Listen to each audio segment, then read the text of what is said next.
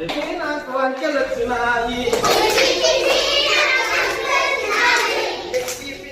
నాకు అంకెలొచ్చినాయి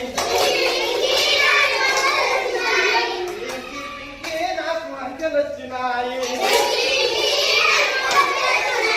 మా తాత కర్ర చూస్తే